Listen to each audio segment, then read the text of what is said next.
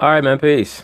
So on the heels of Stephen A. Smith and his asinine assertions about so-called black men wearing hoodies on the NBA sideline, Skip and Shannon decided that they were going to hop on the bandwagon and turn it into more race-mongering banter. Of course, they're going to talk about it. I'm going to chime in. The NBA made a significant change to their sideline apparel this season, with players now wearing hoodie warm-ups on the bench. Kevin Durant wore his hoodie during pregame last night. The change was made when the league switched from Reebok to Nike. You know what's funny? People always say that so-called black men are so sensitive about race.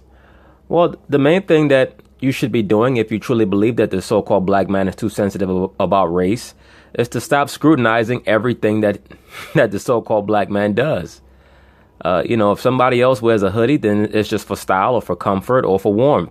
When a so-called black man wears a hoodie, there must be some cryptic reason why he's wearing it. And is it a sign of rebellion? Are the Negroes about to revolt? Like, it's very, very obvious that the so-called black man is he's the center point for a lot of energy, both that emanates from him and that is directed towards him. And there are spiritual reasons for that. There's no doubt about that. It's very, very obvious. Whenever you pay attention to the entertainment industry or the mass media, they pay a certain level of attention to the so-called black men. Of course, in the legal system, the penal system, so on and so forth, the judicial system, the workforce.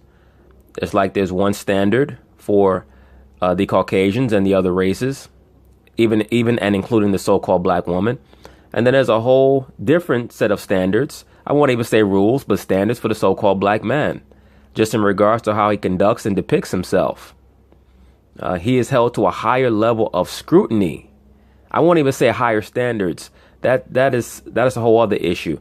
Just a higher level of scrutiny. Everything that the so-called black man does, from how he dresses to how he speaks, how he expresses himself, there's always implied there's an inference from the other races, and there's always this wonderment about the so-called black man in regards to what is he doing, why is he doing it, and maybe that should be telling the so-called black man something about himself. Maybe that should resonate with you, that you're different and that you're special in some way.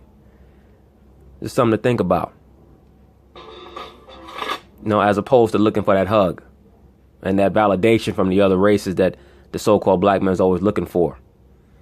Maybe you should spend more time wondering why all these people are trying to scrutinize you and hone in on you and siphon energy off of you. Maybe you're the master. Maybe they're not the master. Maybe you are. Skip, what's your reaction? Mr. Sharp. Yep. Enjoy. This is just my 2 cents from the seat I sit in over here. This is my gut reaction when I saw the video of Kevin Durant sitting on the bench with his hoodie up. My first thought was, oh my God, that 6'11" nigger's gonna rob me. And then I realized I'm in my living room. I can't get robbed here. And then I realized I was just looking at Kevin Durant. I really liked it. I really appreciated the message it sent to me. And I'm... You see what I'm talking about? A lot of these people, they try too hard. What message are you talking about? He's sitting on the bench wearing a hoodie. There is no message. All it is that they do not want the moisture to escape out of the top of their head. And I'm not even suggesting that Kevin was trying to send this message to anybody else. I don't know what his intent was, but he's a really smart guy. Right. Yeah, that was a really smart, deep thing he did. He put his hood up on the bench. You see what I'm talking about when I speak about the liberal Caucasian? They try so hard to step around the obvious and clear fascination that they have with the so-called black man. And it really is the same fascination that the conservative Caucasians have, which is awe. And awe is mutual disgust and attraction. Those two things are kind of counterbalancing each other in the minds of the liberal Caucasian. That awe. It's like, wow, look at everything that the so-called black athlete can do. And at the same time, oh, I can't stand him. Just keep him away from my daughter type of thing. This is a psychological battle. that many liberal Caucasians battle with and that they struggle with and that they try to cover and hide when they use the black male as a pawn to get a lot of their agendas actionized or put into motion. This is why they covet the approval, or I shouldn't even say the approval, the fellowship of the so-called black man, because they want to use you to get a lot of provisions and ordinances passed and use you as a guinea pig, use you as a pawn, use you as a foot soldier to get those things accomplished. But Skip Bayless, he's just another, by his own definition. Remember, he's the one who says that he is a pariah in the upper levels of the sports entertainment world, and they call him a communist. He said that. Why is that? Because they know that he's an agent of chaos. No, really, it's not that deep. All they're doing are wearing hooded sweatshirts, which are the official apparel of the NBA. And I think he gets the more powerful, the deeper meaning, the message, the symbol that the hoodie represents. When I see hoodie, I think Trayvon Martin. That's very unfortunate. If every time you see a so-called black man in a hooded sweatshirt, you think about Trayvon Martin, what really are you saying, Skip? What were you thinking when you saw a black man in a hoodie before Trayvon Martin? Because clearly, every time you see a so-called black man in a hooded sweatshirt, there is an image and an energy that is permeating into your brain. It's not just a man in a hooded sweatshirt. It has to have some type of deeper, archaic meaning for you, something that is touching your spirit, whether it be fear or trepidation or awe, whatever it is. So what did the black man in a hoodie represent to you before the Trayvon Martin case? Because it had to represent something. If now, in the aftermath of Trayvon Martin, every black man you see with a hooded sweatshirt on reminds you of Trayvon, these guys are not thinking about Trayvon Martin anymore. And that's not to say that they don't care. It's just that life goes on. Life moves forward. Trayvon Martin is in the spirit world awaiting his judgment. It's just sad that they're going to try to use this issue to create another platform for very low-level racial banter. I think of the original Flashpoint, cop shooting unarmed black man. It's the original one, right? Black teen. No, sir. That was not the original one. Cops shooting unarmed black men has been going on as long as there have been guns here. It just is what it is. As well as other forms of criminality. The so-called black man not understanding who he is and taking out his angst and his issues on his brother. All these things have been going on for the longest time. Trayvon Martin was not, or is not the, he's not the line of demarcation for crime against young black men or unarmed black men. So, no, sir. Black teen in this case, young man.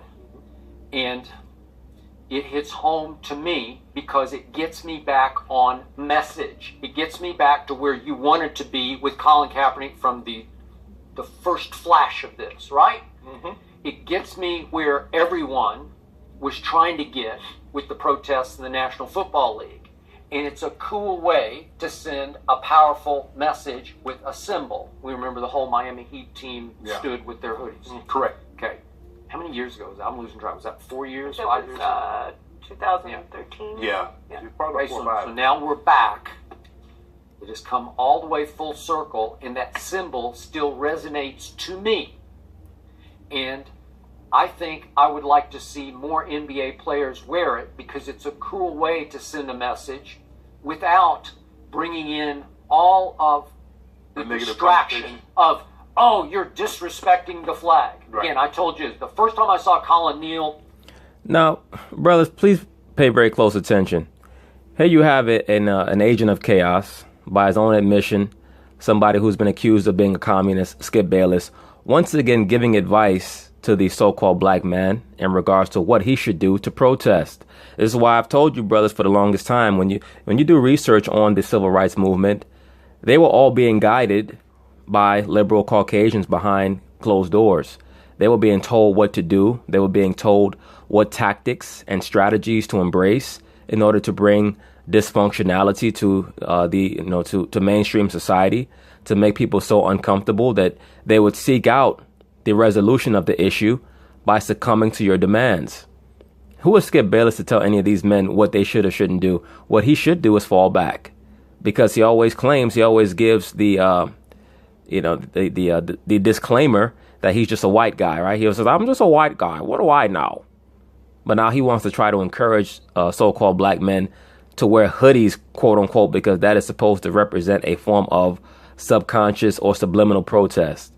No, how about wearing a hoodie just represents wearing a hoodie? But like I've stated already, when the black man does something, it always has to be some high symbolical meaning to other races. All right, when everybody else wears a white T-shirt, it's just a white T-shirt. When the black man wears a white T-shirt, it's a fashion. All right, when the non-black men wore Timberland boots, it was for working at construction sites. The black man turned it into a style.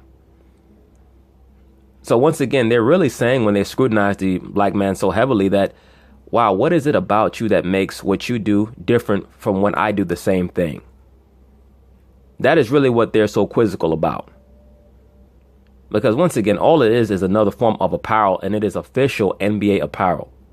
Why is this supposed to be a new form of protest for? Why is that? Because the liberal sports media wants to keep the discordian comments going. They want to keep the discordian conversation going.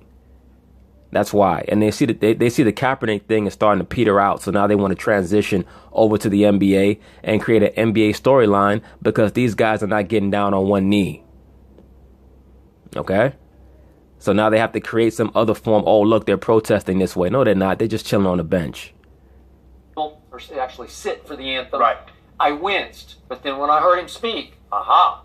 Right. It's going to take this to get everybody's attention. And I believe he got attention. He opened eyes, ears, hearts, mind. He hasn't opened shit, which is why right now he's trying to open up a court case. Okay, that's the only thing he's trying to open up right now, because his ass is finished. Okay? It's over.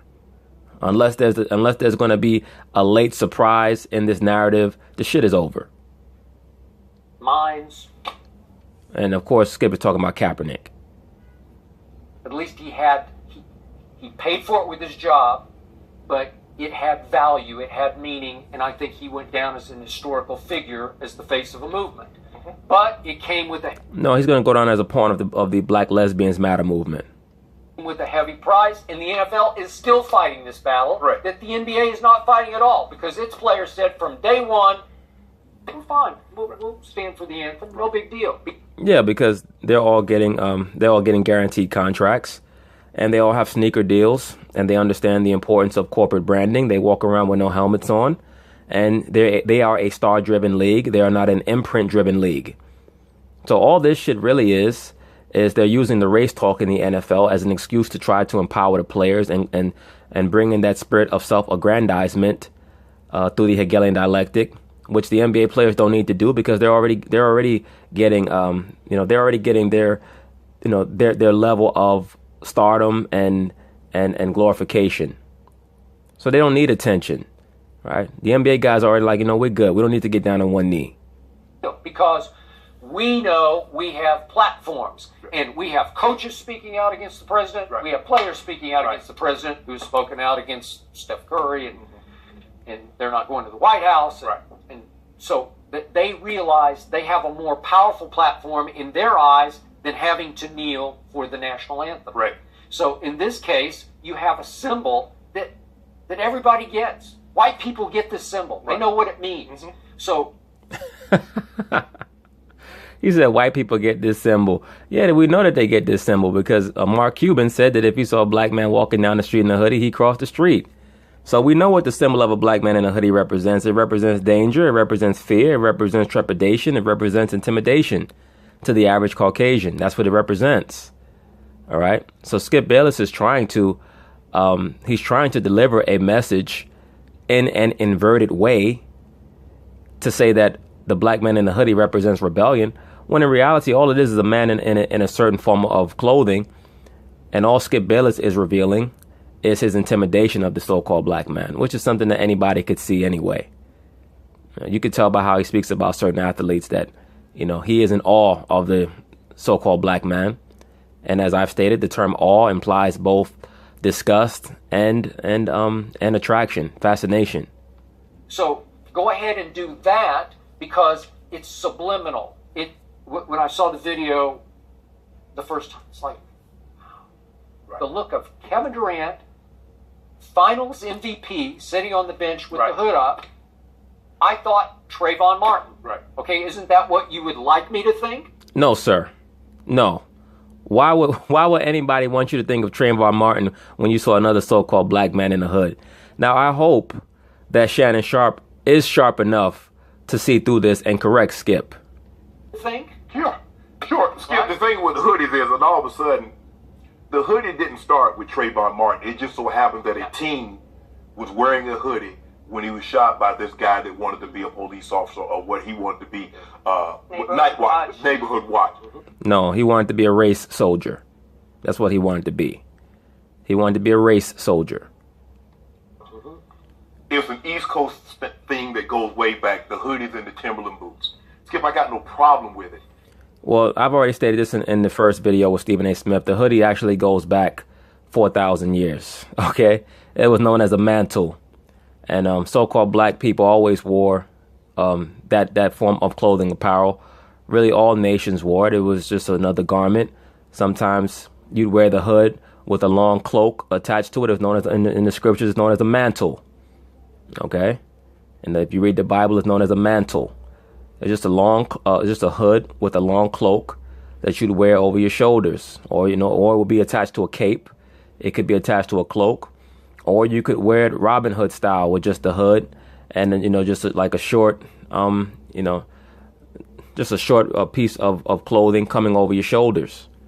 Now, I may do a video on Robin Hood very soon because it will give me a chance to expound on certain aspects of the late 12th and early 13th century in England. But, that's a whole nother topic for another day. Point being is that the hood goes back into antiquity, being worn by the so-called black man. It's nothing new. That's why brothers have a spirit on them when they rock the hoodie. There's certain things that the so-called black man wears that, it just goes back to antiquity. There's nothing new under the sun. And what the NBA is a business. They're trying to make money. So Carmelo Anthony and a lot of these NBA players during the summer were wearing hoodies while they were shooting, playing basketball, pickup games. And the NBA said, wait a minute. These guys are influencers. Nike just took, like, hold on. Let me see if I put this, see if they like it. It's just like the jerseys, the uniforms that the players wear, all that stuff that you see on the sideline, the coaches wearing. I think last night the Broncos had camouflage on. You don't think people like, hold on, I like that. I don't. That's another thing that the so-called black man turned into a style. It's the wearing of camouflage. That goes back to the late 80s, early 90s. Cats in the hood always wore camo. That shit is nothing new. But there's a certain spirit there's a certain spirit behind when the black man wears everything. That's why when you're a clothing designer, you want to make things, you want to make clothing that is appealing to the so-called black man, because however he dresses and whatever clothing style he likes is what's going to resonate with the young people of every other race once it's broadcast out. I don't look at it. Coach Belichick wears a hoodie on the sideline with the sleeves cut off. Nobody thinks thug. Thank you, sir. And nobody thinks of Trayvon Martin. Nobody thinks that. But he never puts the hood. Right. Well, he puts the hood up, Skip. So knock it off. He has it up sometimes. Cold, yeah. For me, Skip, I like it also, because it just goes to show you, and I think, I don't know if Kevin Durant was trying to send a message. He wasn't trying to say anything, and Shannon, you know it. Shannon knows that Skip is going a little too deep, but Shannon knows, and really I shouldn't say too deep, that Skip is really just trying too hard. Some people try so hard to not seem racist that their racism comes out. It's neither here nor there. It really don't matter. Shannon just got to get his money, which is where his mind should be at. But Shannon knows that Skip is full of shit. That's why he said that. That's why he said, I don't think that Kevin was trying to send a message, because he knows he wasn't. But Shannon knows that he has to toe the line with Skip and make sure that he does not develop too tempestuous a relationship on air with Skip, while he's still building his own broadcasting brand. He's like, I'm a great basketball player, and not only can I put a shirt and tie on and go talk to these people at Silicon Valley, but I can wear this hoodie. And you shouldn't think less of me because I have this hoodie on. Trayvon Martin didn't get killed because he had a hoodie. He got killed because he was a black man and Kid. I keep saying kid. Thank you, Joy. He was a black teenager. Yep. And the guy didn't recognize him and didn't think he had a reason because he was black. And I don't know you. You don't have a reason to be here. But his dad lived in that apartment complex. And and most of you brothers know this by now. I'm not going to go into the Trayvon Martin thing, but his dad is a high-level Mason and also an alleged blood gang member, which is why the rapper The Game was heavily interested in that case or in that issue. But that's neither here nor there. If you ever see the death photos of Trayvon Martin, they actually had his body posed in the same pose as Tammuz, or the pose of the crucifix, like he was nailed to a cross. And I believe that the number that they had next to his body was the number 6. That's why Trayvon, and it symbolized because he was coming from the store. He had candy in his pocket, as most kids would, and he had a hoodie on, and it came to symbolize that.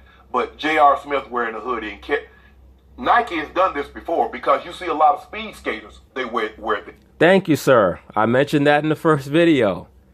If you watch the Olympics, you see all type of athletes wearing hoodies. The point of the hood is to keep moisture from escaping your body through the top of your head. Wear this. You see a lot of track and field athletes wear this. It's supposed to be aerodynamic. Obviously, you can't play with that on the court. But this is... For now. You never know what the NBA might allow soon. But this is not the... Remember, and also remember, too, back in the 70s, they used to allow cats to go out there and play with chains on.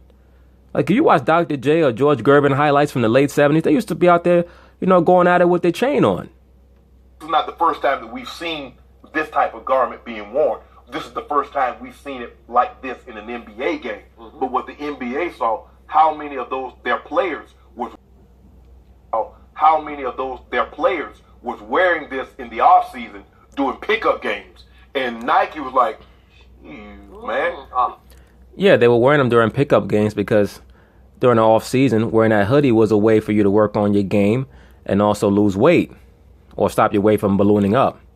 That's why Melo became known as Hoodie Melo, because Melo was trying to shed some pounds so that he can gain back some quickness that he's lost in the last few years on the Knicks, where he's been complacent and also stressed out dealing with la. Hey, remember that video that I did about loneliness where it was stated that a lot of men start to feel lonely after they get married because they lose track of their former social circles? When people get lonely, what happens? They get depressed. When they get depressed, they start eating too much. All right, they don't work out as much as they should. Melo needed that little separation so that he could finally chase after his own destiny. If that woman was really a woman and a wife to him, she would not. She would have just followed him and allowed him to leave the Knicks when he needed to, as opposed to putting up with all that stress and that nonsense for the sake of her and her fake ass acting career, where basically all she does every time you see her on TV is show her fake ass titties. I mean, what does the script look like in Power, where it said Lala's character pulls out left titty? Like, is that what her script says? Because the damn sure is not, giving her any dialogue. I can make some money. Because I know, if they buy Steph Curry shoes, they buy LeBron shoes and Russ shoes. If they see Russ and KD and all these guys wearing that, what they going to go pick up, Skip?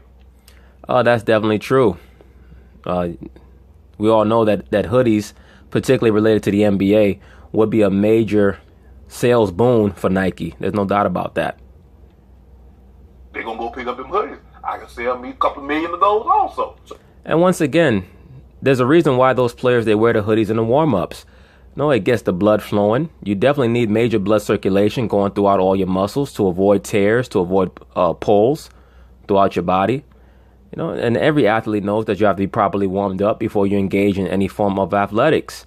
That's why you see boxers before the fight, they warm up in the dressing room. A lot of times they get rubbed down with a certain ointment to promote perspiration. So now every team has this option. It's on exactly. Yeah. Exactly. And for the most part, I've seen, now those are only a handful of guys I've seen it, but I see it on the back of their uniform, so I know it's there.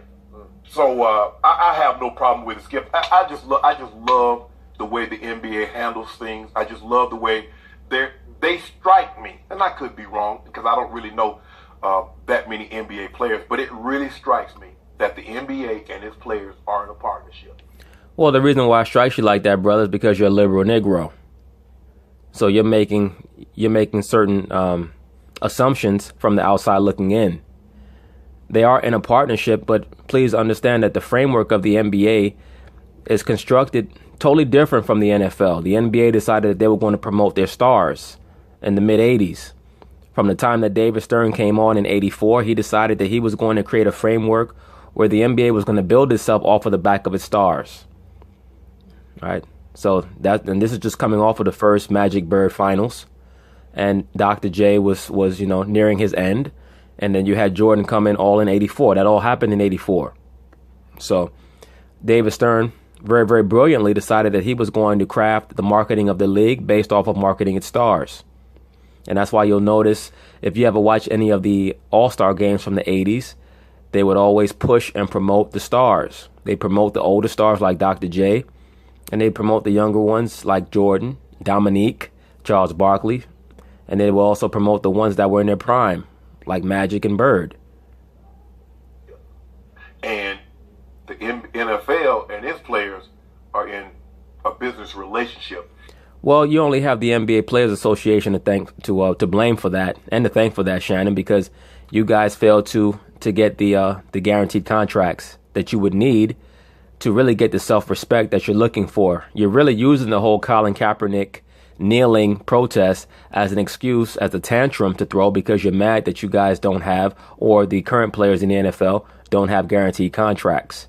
You have no one to blame but yourselves for that. The NFL partners is the TV networks and the sponsors, while in the NBA, owners and players. No, sir. Believe me, the partnership, you're partners with whoever's paying you.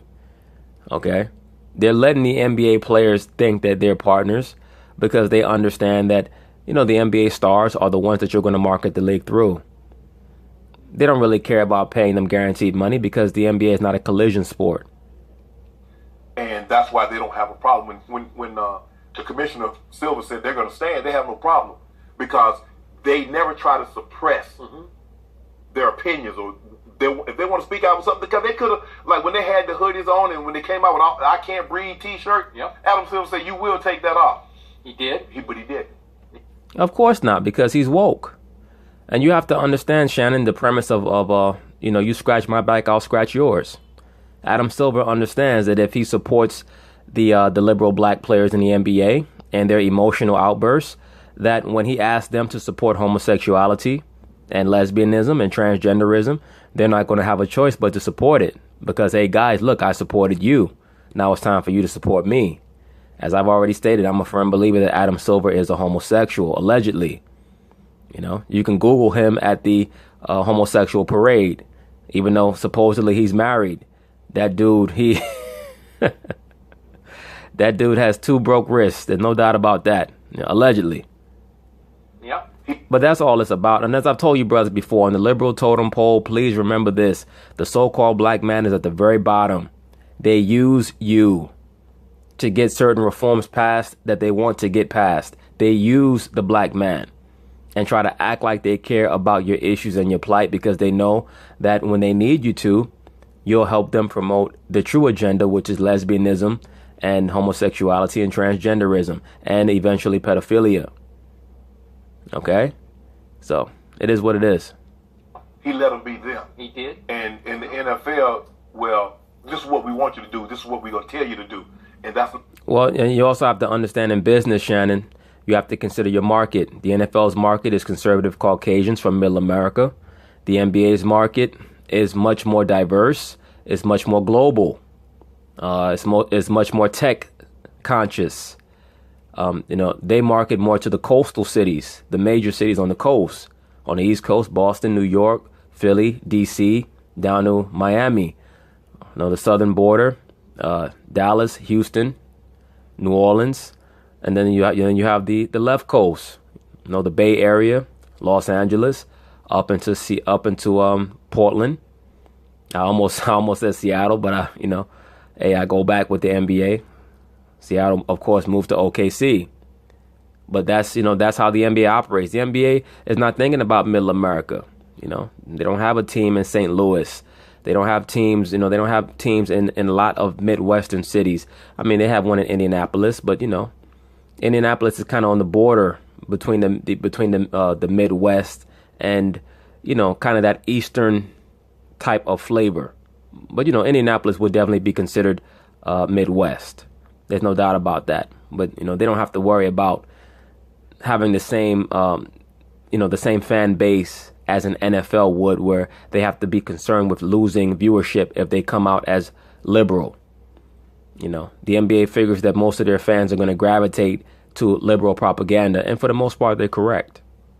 That's not how the NBA works. So I love this look, Skip. I love it, and I don't really have a problem with it. And I think people that might have a problem with it, I think they're looking at it from all the wrong reasons. They're trying to find a problem with it, but I don't see one. Well, I'm going to anticipate. Well, obviously you're talking about your boy Stephen A. Smith, and he's trying to find a problem with it because, as usual with Boule Negroes, they're concerned about what white people are going to think.